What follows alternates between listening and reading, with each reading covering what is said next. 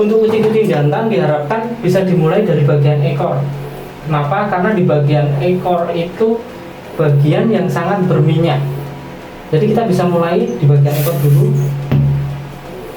Dari proses degreasing ini jangan cuma diberi sampo terus sudah gitu, tapi kita melakukan pijatan sampai ke kulit.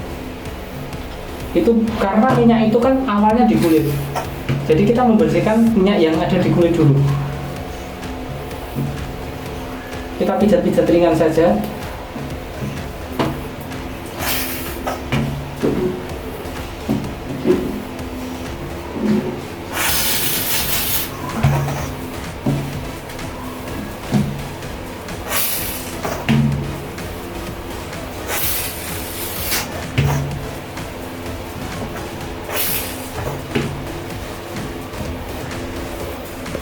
Setelah itu bagian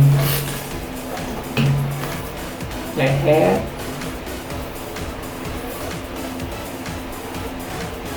kita perlakukan sama semuanya. Belakang leher juga minyaknya terlalu banyak, sehingga belakang leher itu sering keriting, karena itu proses pelepasan minyak di belakang telinga juga tinggi. Kita bisa melakukan gerakan seperti mengucek bulu. Jadi jangan cuma dilus gini aja, tapi kita benar-benar harus meyakinkan kalau itu meresap sampai ke bulu.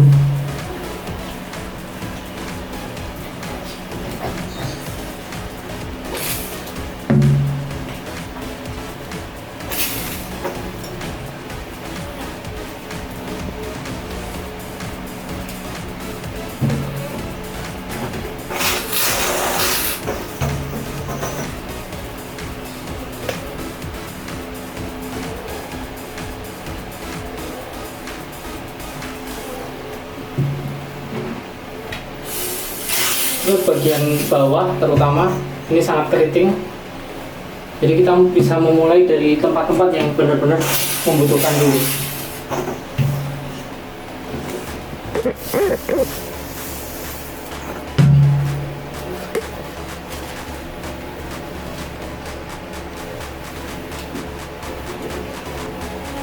Kenapa proses degreasing itu dilakukan dalam bulu kering?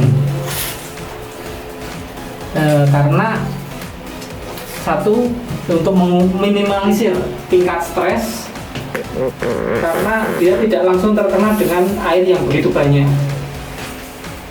jadi kucingnya akan lebih nyaman. Yang kedua, proses pembersihan menyingkat waktu. Terus yang ketiga, hasilnya nanti akan lebih maksimal jika kita memulai dari awal kering. Karena untuk pembilisan pertama otomatis dia sudah minyaknya atau kotoran-kotoran sudah berkurang, jadi menyingkat waktu proses grooming. Terus kalau dalam posisi basah, maka komposisi antara air dan degreaser yang digunakan atau sampo yang digunakan itu takarannya akan berbeda, karena di bulu kucing sudah ada airnya dulu.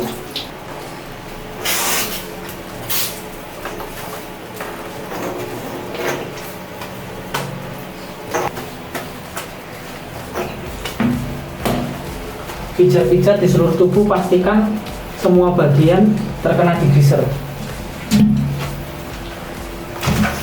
Proses ini biasanya memakan waktu 10 sampai 15 menit.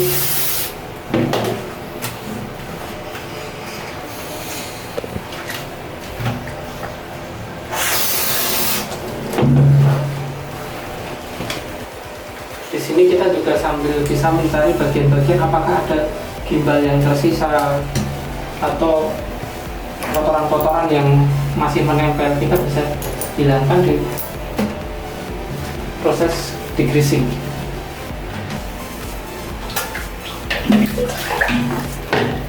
Terus untuk bagian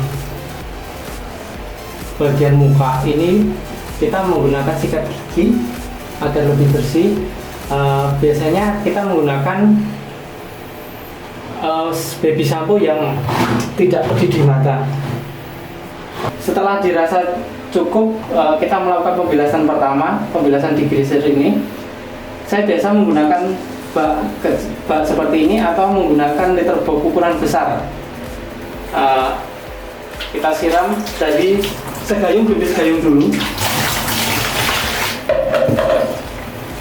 terus kita bilaskan kembali agar lebih merata lagi proses degreasingnya.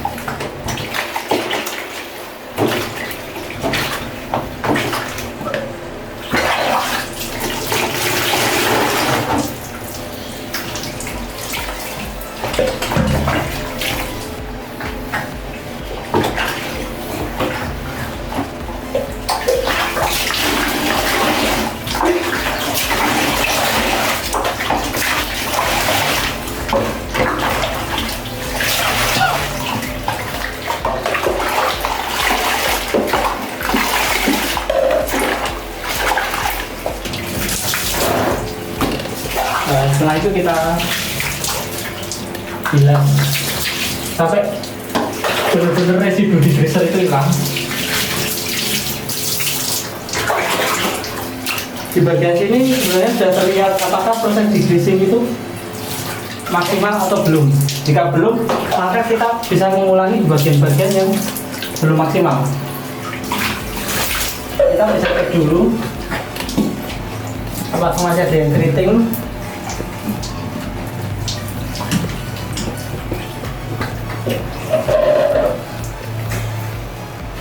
Jika memang masih ada, ya kita harus melakukan pengulangan, tapi cukup di bagian-bagian tertentu saja.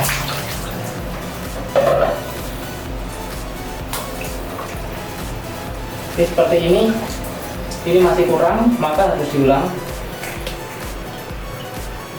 Kita bisa lihat di sini bulunya masih terlalu keriting, beda dengan yang di bagian yang sudah terdegrease. Ini dia masih terlalu keriting, jadi minyak masih menempel. Kita harus melakukan pengulangan degreaser di bagian itu saja.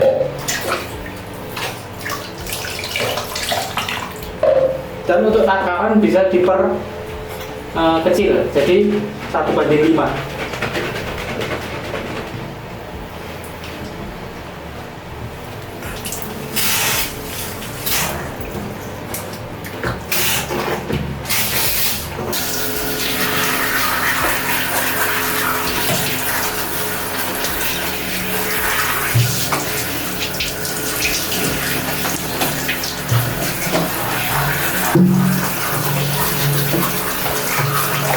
Yang pembilasan awal itu memang harus benar-benar terbilas sebelum pengaplikasian sampo agar proses pemberian sampo maksimal.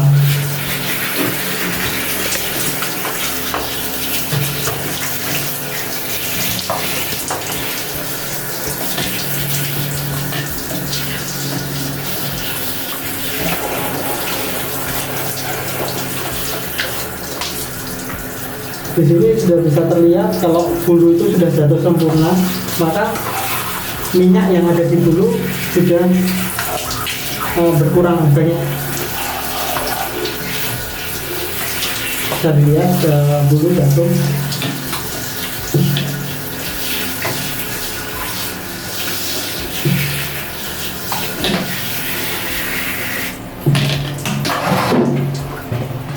Setelah itu kita melakukan pengaplikasian sampo.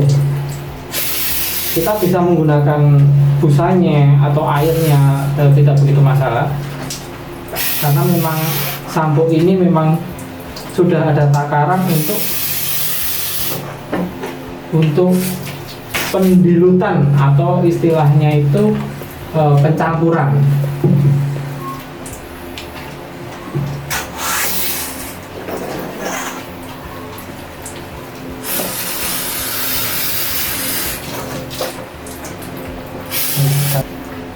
Kalau untuk proses pemberian sampo kita tidak perlu memijat sampai ke kulit atau kita tidak perlu melakukan bulu terlalu diperlakukan kayak seperti digiris tadi.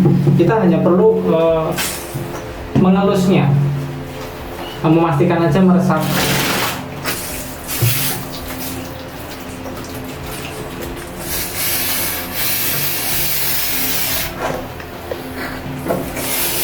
Karena kalau proses degreasing itu kita benar-benar melakukan pembersihan, sedangkan untuk pemberian sampo kita hanya mengaplikasikan sebagai treatment saja.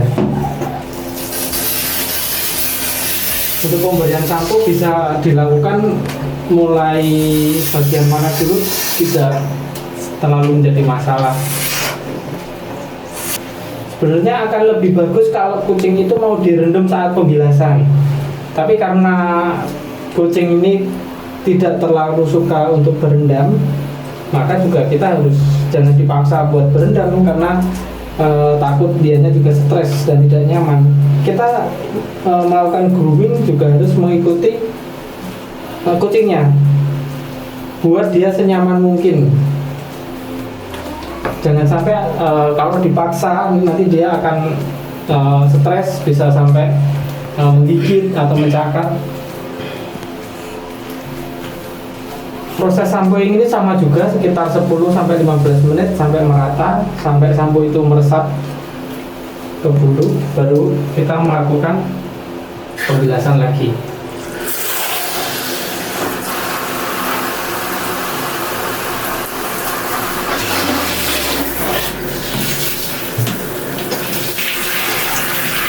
Kelebihan memakai shower itu kita bisa, air bisa masuk di sela-sela bulu yang paling dalam. Jadi proses untuk pembilasan bisa lebih cepat dan lebih maksimal. Setelah semua terbilas sempurna maksimal, kita melakukan pengeringan pertama, yaitu menggunakan istilahnya toweling. Setelah dirasa semua pembilasan maksimal, kita melakukan pengeringan tahap pertama atau yang biasa disebut toweling. Kita bisa menggunakan kanebo atau menggunakan handuk, atau kalau saya menggunakan ini pet towel. Ini seperti kanebo, tapi memang ini dirancang untuk hewan. Jadi daya serapnya lumayan tinggi. Untuk melakukan proses kanebo ini kita tidak harus sampai menekan-nekan ke tubuh kucing. Kita cukup pelan saja sesuai dengan tumbuhnya bulu ini, alur tumbuh bulu. Sambil kita tekan pelan-pelan saja agar si kucing juga nyaman. Untuk bagian muka diharap memang harus setengah kering agar proses waktu blower itu lebih ringan. Jika dirasa sudah cukup tiris, maka bisa dilakukan proses selanjutnya, yaitu pengeringan dengan blower atau hair dryer. Sebisa mungkin jangan dijemur. Alasannya kondisi tubuh kucing dingin. Jika dijemur, dia langsung terpapar untuk menaikkan suhu secara signifikan. Jarak pengeringan secara signifikan itu membuat metabolisme tubuhnya juga terganggu. Istilahnya kalau orang akan menjadi pening. Untuk efek ke bulu, jika langsung terpapar sinar matahari, bulu akan patah-patah atau pecah-pecah. Jadi bulu akan kering, terus efek ke warnanya juga akan memudar. Atau kadang-kadang kan kita bisa melihat kucing warna hitam tapi kemerahan di bagian punggung atas, itu karena efek terlalu sering terpapar sinar matahari. Tahap selanjutnya adalah tahap pengeringan menggunakan blower angin atau hair dryer. Kali ini kita menggunakan blower angin karena blower angin lebih stabil untuk anginnya dan prosesnya akan mempercepat. Kita dari awal proses untuk pengeringan menggunakan blower angin itu diharapkan pengeringan dimulai dari kepala dulu. Fokuskan ke kepala, diharap ini sudah kering dulu sebelum kita ke proses yang lain dulu. Agar apa? Karena biar mengurangi resiko flu untuk kucing itu. Jadi kita mulai di bagian ini. Sebisa mungkin kita melakukan di bagian kepala dulu dengan angin yang paling kecil dulu, biar kucing itu tidak kaget.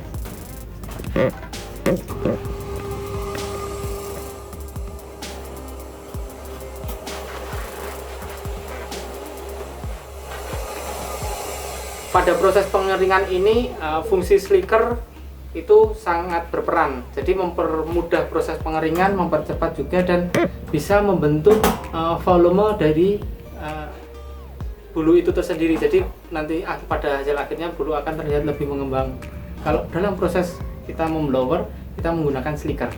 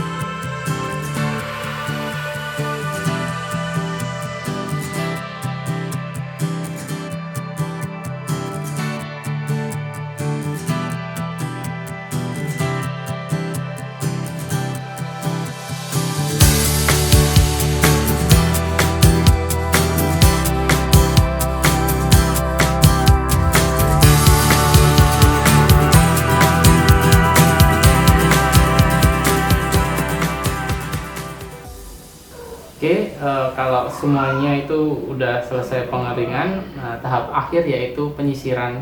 Tahap ini kita memberikan sentuhan akhir, berarti kita menyelesaikan proses grooming ini dengan melakukan penyisiran hingga bulu-bulunya terurai rapi.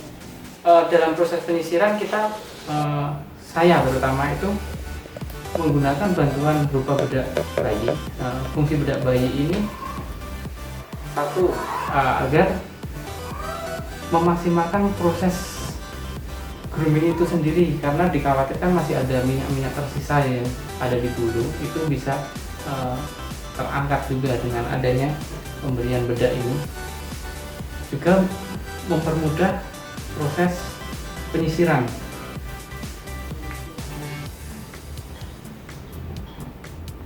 Untuk bedaknya bayi tersendiri nggak ada harus merek apa, nggak ada, sesuai selera aja. Dan sisir yang untuk menyisir itu juga dibedakin agar dia tarikannya itu lembut.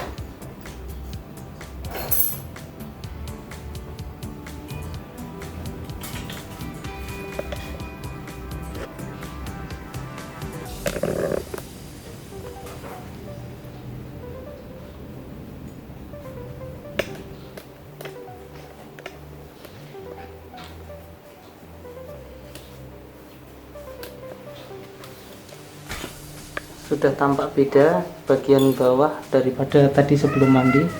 Kita bisa lihat bagian bawah sudah tidak keriting lagi. Kita tinggal sisir aja dan memisahkan bulu-bulu mati yang masih tersisa.